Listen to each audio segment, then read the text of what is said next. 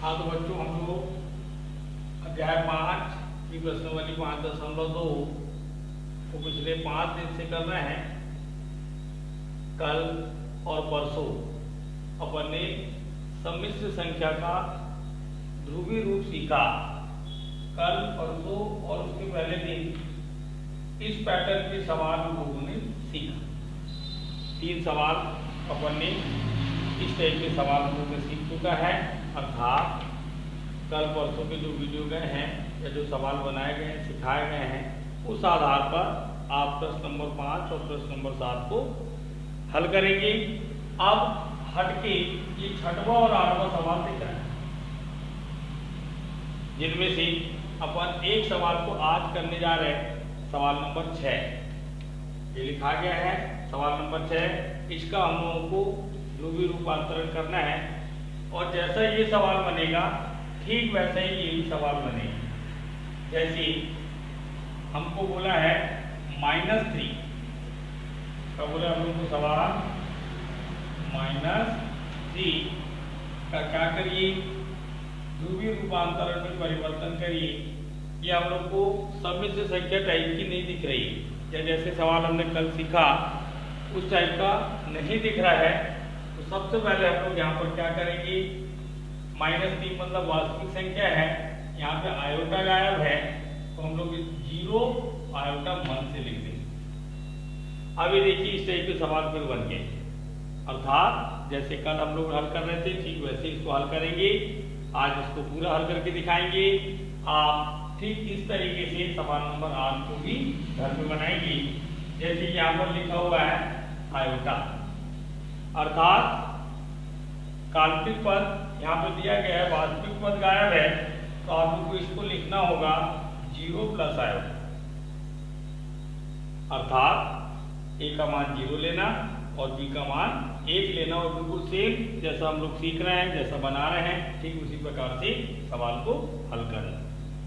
ठीक है, इसी आधार पर हम लोग किसको हल करने जा रहे हैं। ऋण 3 वास्तविक पद था, हमने काल्पनिक पद को मन से लिखा। इस प्रकार आज हमारी प्रश्नावली 5.2 समाप्त हो जाएगी। इसके बाद इस अध्याय में अगली प्रश्नावली 5.3 जिसमें सभी सवाल वर्ग समीकरण के हैं, जिसको हम लोगों को ठीक जैसा हमने 10वीं में वर्ग समीकरण हल करना सीखा उस तरीके से हम लोग सीखेंगे। अर्थात कल हमारा शायद ये अध्याय समाप्त हो जाएगा। तो चलिए हम लोग सवाल नंबर 6 की ओर चले। हम लोगों को यहाँ बोला गया था एक बार फिर से कि ऋण 3 का ध्रुवीय रूपांतरण करिए। तो हमने क्या किया, ये वास्तविक पद हम लोग को मालूम है, आयोटा गायब है, तो मन से हमने 0 आई लिख दिया और ठीक इसको आधार मान के अब सवाल को हल करें जैसा हम लोग जाने सीखी। चलिए तो सबसे पहले हम लोग ध्रुवीय रूपांतरण में मान रहे थे, आज भी हम लोग माने और आगे बढ़े। माना a बराबर r cos थीटा तथा b बराबर r sin थीटा। इसके बाद a का मान हम लोग को ऋण 3 दिया है, एक के स्थान पर लिख दिया ऋण 3 बराबर r cos थीटा। ये हमारा समीकरण 1 मिल गया। b की जगह यहाँ मान दिया है 0 बराबर r sin थीटा। ये हमारा समीकरण मिल गया। इसके बाद हम लोग पूर्णांक निकालने के लिए समीकरण 2 में समीकरण 1 का भाग करते हैं। तो चलिए समीकरण 2 में समीकरण 1 का भाग करें। समीकरण 2 का right hand side r sin theta बटे इसका right hand side r cos theta बराबर 0 बटे ऋण 3। r से r कटा, साइन थीटा बटे कॉस थीटा, ये हो गया हमारा टेन थीटा बराबर 0 में किसी भी नंबर का भाग देते हैं तो 0 आता है। टेन थीटा बराबर 0। अब इसके बाद आपको मालूम है कि थीटा का निर्धारण करने के लिए हम लोग चतुर्थांश बनाते हैं और यहाँ से हम थीटा का निर्धारण करते हैं। समीकरण 1 में कॉस थीटा ऋणात्मक है और कॉस ऋणात्मक जो है दूसरे चतुर्थांश में होता है और चतुर्थ चतुर्थांश में होता है। साइन थीटा 0 अर्थात इसको हम लोग मान लें ये धन में हो तो धन में साइन थीटा यहाँ पे और पहले और दूसरे में होता है, अर्थात इस टेन थीटा का मान द्वितीय चतुर्थांश में है 0 यदि रहता तो ये टेन 0 का ही मान होता है। कितने का मान होता है?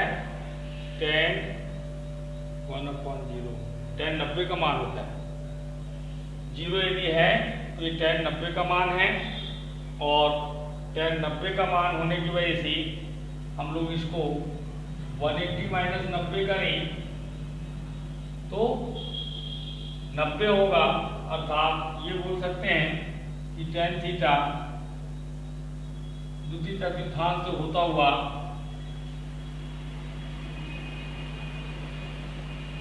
90 अंश का मान लिख सकते हैं।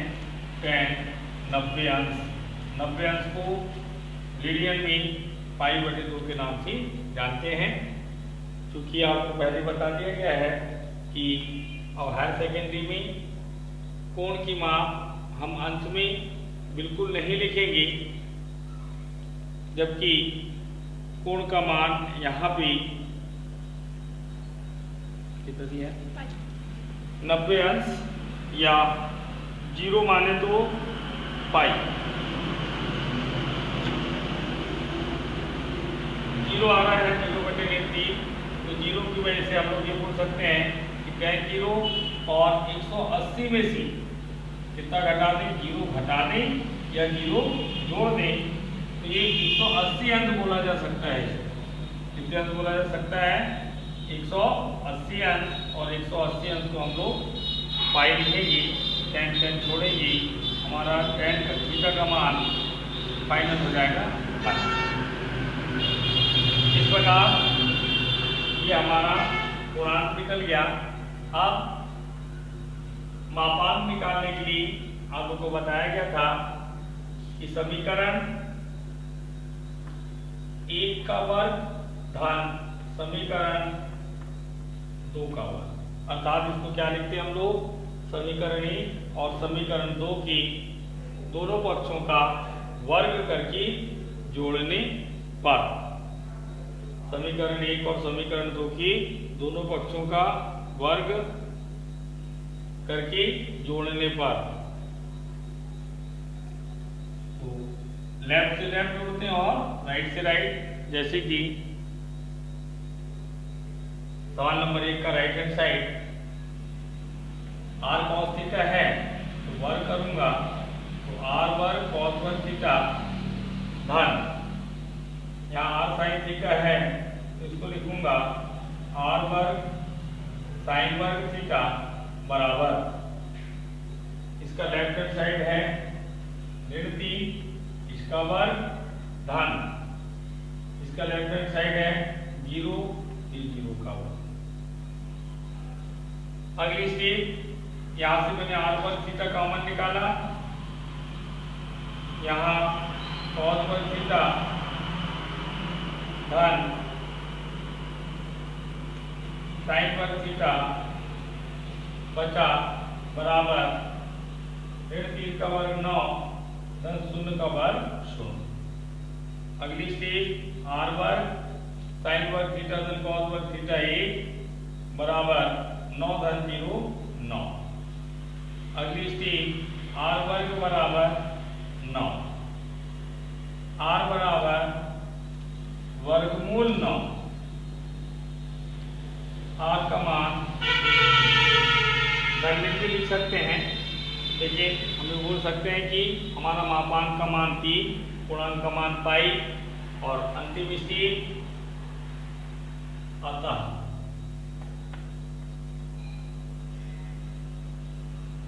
ध्रुवी रूप, ध्रुवी रूप हम लोग लिखते हैं आर ब्रैकेट में cos theta plus iota sine, और यहाँ पे आर और थीटा के मान को पुट कर देते हैं। आर का मान है हमारा 3, ये लिख दिया 3 cos थीटा की जगह पाई प्लस आई, थीटा की जगह फिर पाई। इस प्रकार ये हमारा जो समित संख्या दी गई थी -3, हमने मन से 0 + 0 आयोटा लिखा था। इसका ध्रुवीय रूपांतरण या ध्रुवीय रूप 3 कोष्ठक में cos pi plus iota sine pi होगा। इस प्रकार हमारी प्रश्नावली 5.2 समाप्त होती है। अगले वीडियो में हम प्रश्नावली 6 स्टार्ट करेंगे।